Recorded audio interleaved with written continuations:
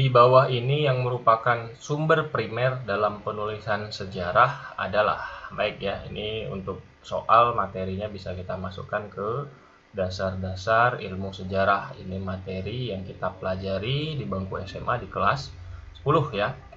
Ini materi agak analisis ya, agak rumit juga, namun secara konseptual ini materinya bisa kita masukkan ke bahasan tentang sumber-sumber sejarah ya. Sumber-sumber sejarah sendiri subbahasan yang di banyak buku sejarah kita banyak diulas ya, bahwasanya apa itu sumber sejarah. Untuk kita bisa menulis kisah sejarah kita perlu sumber-sumber ya, kita perlu sumber-sumber. Nah, dalam hal ini soal ini ada istilah sumber primer. Nah, maka kemudian ini bisa dibagi dua sumber-sumber sejarah itu. Yang pertama nanti dilihat dari sumbernya, dilihat dari sumbernya dari mana dia diperoleh. Yang kedua bisa dilihat dari bentuknya, hafalan kita atau konsep kita yang pelajari di kelas di sekolah kurang lebih seperti ini.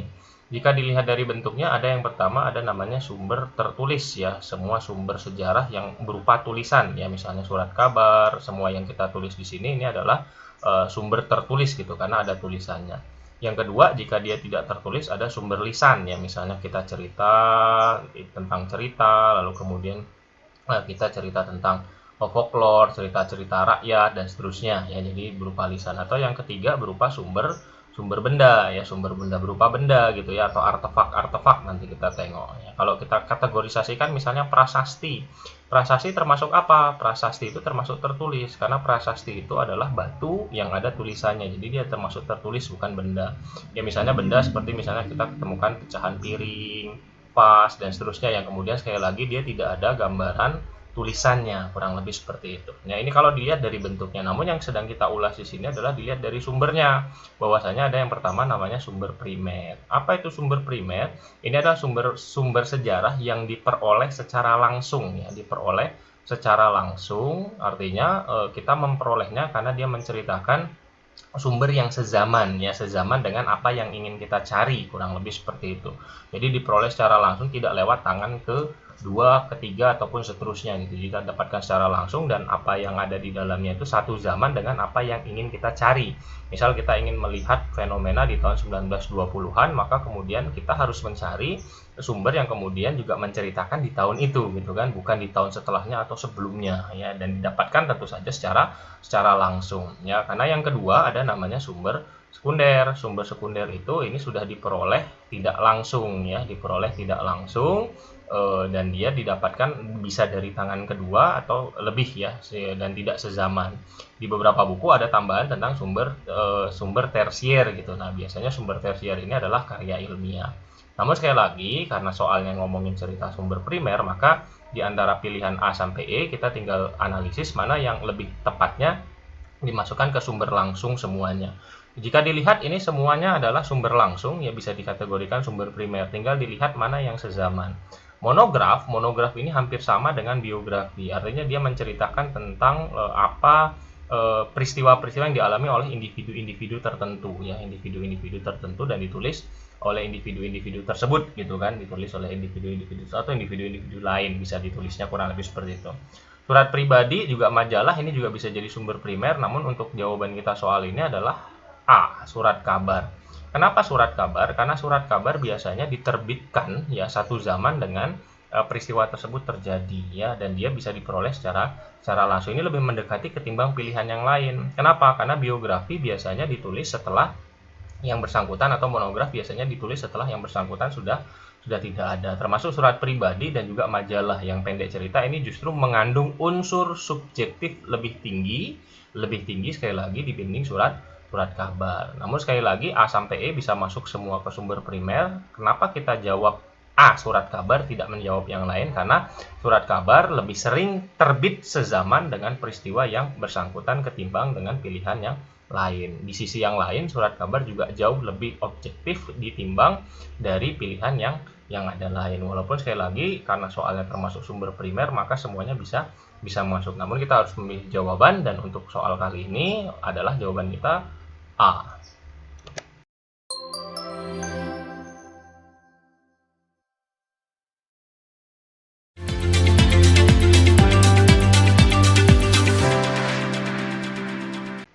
Situs baru di Jawa Barat yang menginformasikan sisa-sisa kuburan prasejarah dengan bekal kuburnya yang berada di bawah lapisan bangunan percandian yang bercorak Buddhisme ditemukan di daerah. Baik ya, secara umum ini kalau dicermati soal bisa kita masukkan ke bahasan tentang masa Hindu-Buddha di Indonesia. Kenapa bisa kita masukkan ke masa Hindu-Buddha di Indonesia? Karena dia bercerita tentang percandian ya, cerita tentang percandian yang bercorak Buddha. Namun di sisi yang lain ini adalah soal yang sangat mengandalkan pengetahuan dan informasi. Artinya tingkat literatur kita harus tinggi di sini atau kita membiasakan diri untuk menjawab dan latihan tipe-tipe soal seperti ini. Kenapa? Karena ini adalah hal-hal yang baru ya, hal-hal yang baru yang di buku-buku sejarah kita tidak ada bahasanya secara khusus. Jadi kalau kita cari ini di materi buku sejarah kita tentu saja kita tidak akan menemukannya. Kenapa? Karena di sini disebut situs baru ya di Jawa Barat yang menginformasikan dan seterusnya. Ini termasuk kategori baru. Jadi sekali lagi kita harus kaya dengan informasi, literasi kita harus kaya. Nah, maka dalam konteks ini dia juga bisa to the point, bukan tipe analisis. Kenapa? Karena menanyakan tempat. Jadi to the point bagaimana pengetahuan kita terhadap beberapa informasi-informasi penting terutama soal percandian-percandian ini yang agak rumit gitu kan. Nah, maka kemudian ini bisa langsung kita jawab yang termasuk baru di antara semuanya adalah ini ditemukan di Karawang ya. Jawaban kita Namanya apa? Namanya adalah situs Batu Jaya ya, situs Batu Jaya. Ini adalah sebuah situs yang baru ditemukan di tahun 1980-an ya, 1980-an. Jadi masih terkategori sangat baru ya dibandingkan terutama dengan Indramayu dan juga Cianjur yang memiliki situs prasejarah yang sudah lama ya. Dia sudah ditemukan lama sebelum 1980-an, namun untuk situs Batu Jaya sendiri masih terkategori baru. Ya, di situ ditemukan beberapa sisa-sisa candi, Buddha, yang diperkirakan ini peninggalan salah satu kerajaan tertua yaitu Kerajaan Tarumanegara di Jawa Barat ya, Tarumanegara di Jawa Barat. Nah, namun di sisi lain betul seperti kata soal ya, di sisi yang lain situs Batu Jaya yang luasnya hampir 500 hektar ini komplek percandiannya cukup luas gitu kan. Di situ juga ditemukan tulang belulang manusia prasejarah. Nah, maka di situ juga disampaikan ya ini cukup populer gitu kan, sudah banyak diceritakan, bahkan terakhir ini nanti 2019 kemarin ini baru diresmikan sebagai situs nasional. Nasional ya, jadi sudah naik levelnya, sudah menjadi milik negara gitu kan. Sebelumnya masih milik daerah, namun sudah dinaikkan statusnya menjadi situs nasional. Ini sudah sangat terkenal sebenarnya, kalaupun kita tidak tahu ya cukup diketahui pada kesempatan kali ini bahwasanya ada namanya situs Batu Jaya, sebuah situs komplek percandian Kerajaan Tarumanegara yang bercorak Buddha yang ditemukan baru tahun 1980-an gitu kan, yang menunjukkan adanya kompleks percandian untuk agama Buddha, namun di sisi yang lain juga meninggalkan peninggalan berupa tulang manusia ya, dibandingkan dengan tempat lain yang juga memiliki situs prasejarah terutama Indramayu sama Cianjur, namun ditemukannya jauh sebelum 1980-an. Jadi yang lebih baru di antara semua pilihan adalah Karawang ya, namanya situs Batu Jaya.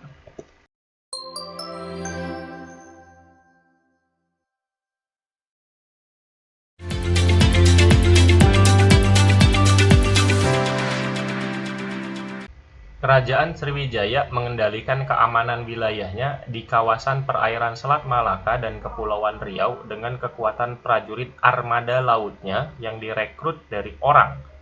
Baik ya, secara materi ini kita bisa masukkan soal ini ke bab atau bahasan tentang kerajaan Hindu-Buddha di Indonesia. Ya, Hindu-Buddha di Indonesia, subbahasan khususnya sudah sama-sama tahu sesuai dengan soal. Ini adalah ngomongin cerita tentang kerajaan Sriwijaya ya, kerajaan Sriwijaya. Baik.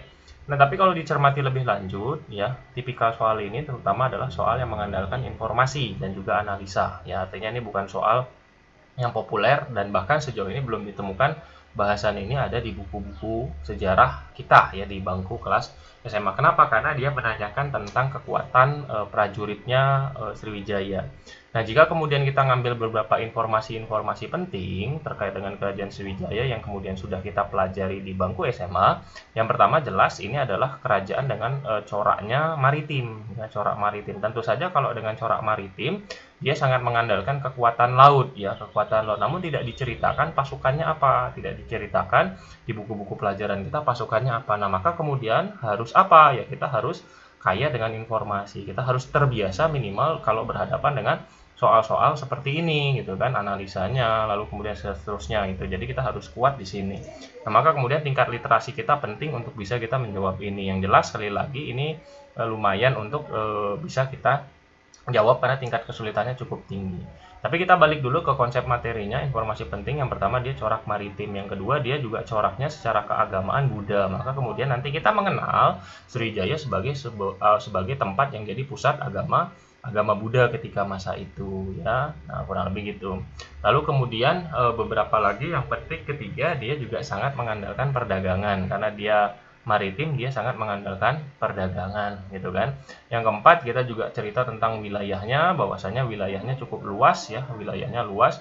Ini seluruh Sumatera sama sedikit Jawa sama kemudian Kalimantan ya, sedikit Jawa dan juga nanti Kalimantan ya. Dan beberapa informasi-informasi detail lain misalnya seperti nama raja, lalu kemudian candi-candinya, peninggalannya dan seterusnya. Jadi memang banyak beberapa informasi yang standarnya kita pelajari di kelas ya. Tapi sekali lagi di sini diceritakan dia mendapatkan atau Sriwijaya mendapatkan kekuatan prajuritnya dari mana. Nah, maka kemudian sekali lagi karena mengandalkan informasi, maka bisa kita jawab mendapatkan kekuatannya dari Semenanjung Malaya. Semenanjung Malaya ini mana? Mendapatkannya dari Riak iya, dari Riau iya, dari Siak iya, lalu kemudian dari Johor iya, dari Malaka iya. Jadi ini yang kita sebut sebagai Semenanjung Malaya. Jadi dengan menjawab B, kita otomatis juga sudah satu paket menjawab D sama E secara khusus gitu kan. Sedangkan Palembang sendiri ini adalah pusatnya ya, pusat kerajaan Sriwijaya. Jadi bukan orangnya gitu kan. Jadi orang Palembang itu dulu bukan disebut sebagai orang Palembang, baru belakangan setelah Palembang terbentuk kita sebut ada orang Palembang. Jadi jawaban kita untuk soal ini D ya. Sebagai informasi nanti nama pasukannya atau nama orangnya itu nanti disebut sebagai orang laut ya. Jadi sebutan untuk poin C ini adalah sebutan orang laut, bukan berasal dari, tapi sebutannya nanti dikenal sebagai orang laut atau orang seletar ya. Kita nanti mengenal sebagai orang seletar. Nah, inilah informasi-informasi yang sedikit banyak harus kita biasakan kalau menjawab atau kalau bertemu dengan tipe-tipe soal seperti ini. Jadi ringkas cerita, jawaban kita untuk soal ini adalah B, Semenanjung Malaya.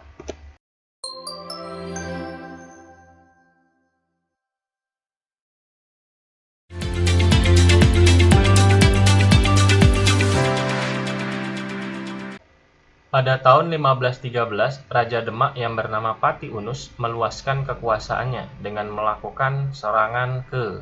Baik ya, ini materinya cerita tentang zaman atau masa kerajaan Islam di Indonesia, tapi juga bisa dimasukkan di beberapa bahasan yang lain tentang perlawanan terhadap kolonialisme ya, perlawanan terhadap penjajahan di Indonesia, terhadap penjajahan.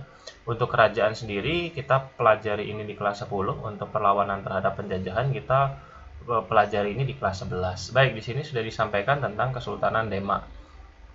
Tentang Kesultanan Demak di Jawa Tengah yang dipimpin oleh, nah ini juga satu nama yang juga sering diulang-ulang atau sering sudah sangat terkenal sendiri, yaitu Pati Unus ya.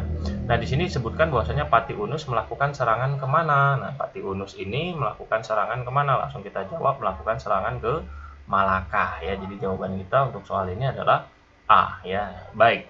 Nah, sebagai informasi bahwasanya Pati Unus ini melakukan 2 kali serangan ya, melakukan 2 kali serangan ke Malaka, di mana di serangan yang kedua beliau atau Pati Unus ini kemudian gugur ya. Di serangan yang kedua dia gugur setelah di serangan yang pertama berhasil menyerbu siapa? Ini menyerbu Portugis ya, menyerbu Portugis di Malaka pada waktu itu. Kenapa kemudian Portugis ini diserbu? Selain yang pertama untuk meluaskan kekuasaannya, karena Portugis pada waktu itu ini mengganggu ya, ini mengganggu jalur pelayaran ya, mengganggu jalur pelayaran dan juga terutama perdagangan ya, perdagangan yang berakibat pada perdagangan di Demak gitu kan. Maka kemudian pada waktu itu perlu oleh Kesultanan Demak untuk diserbu ya, walaupun penyerbuan kedua gugur ya. Nah, atas dasar itulah nama Pati Unus sering dikenal, dan atas dasar itu juga di buku-buku teks sejarah kita beliau dikenal juga dengan sebutan Pangeran Sabrang Lor ya, Pangeran Sabrang Lor karena dia menyeberang pulau ya di luar Pulau Jawa, maka kemudian ini sangat terkenal. Nah, karena memang tipe soalnya adalah tipe soal hafalan menyebut nama tempat, maka jelas karena memang Pati Unus ini terkenal, penyerbuannya kemana? Maka penyerbuannya ke Malaka pada waktu itu. Jadi untuk soal ini jawaban kita sekali lagi A.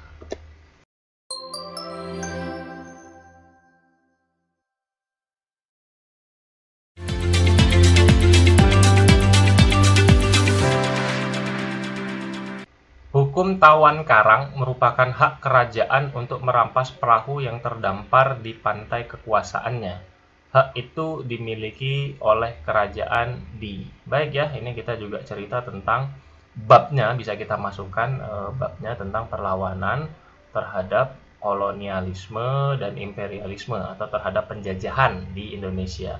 Imperialisme. Baik, ini materi atau bab yang sudah kita pelajari di kelas 11 ya, di kelas 11 di mata pelajaran sejarah Indonesia. Baik, ini tipe soal yang to the point, ini tipe soal yang hafalan ya, karena dia langsung menanyakan tempat ya. Fokus kita adalah kita harus mengetahui, hafal, paham, dan mengerti tentang hak tawan karang. Hak tawan karang itu dimiliki oleh kerajaan apa sih? Ini langsung bisa kita jawab saja, ini adalah kerajaan Bali ya. Jadi jawabannya kurang lebih seperti itu. Apa itu hak tawan karang? Di sini sudah disampaikan adalah hak kerajaan untuk merampas perahu yang terdampar di pantai kekuasaannya. Nah, sebagai tambahan informasi bahwasanya ini yang pertama kali nanti menyebabkan terjadinya perlawanan atau kemudian perang Bali ya, perang Bali yang pada waktu itu perang Bali ini terjadi antara salah satunya nanti dipimpin oleh I Gusti Ketut Jelantik ya, oleh I Gusti Ketut Jelantik sebagai salah satu raja Bali melawan pada waktu itu Belanda ya, melawan Belanda yang pada waktu itu kapal Belandanya yang pada waktu itu salah satu alasannya adalah ada kapal dagang Belanda yang karam. Kapal dagang Belanda karam di salah satu pantai di kerajaan Bali, maka atas dasar hak tawan karang ini kapal Belanda itu harusnya menjadi milik kerajaan Bali. Namun kemudian Belanda pada waktu itu menolak kapal dagangnya untuk dikuasain sehingga terjadilah perlawanan atau perang Bali ya, di mana nanti salah satunya terjadi apa yang kita kenal juga karena sering diulas di buku-buku sebagai perang Puputan ya, dalam Bali itu perang Puputan atau perang hingga titik darah penghabisan. Ya, maka di sini sudah jelas hak tawan karang karena dia to the point, hafalan itu dimiliki oleh kerajaan Bali. Jawaban kita A.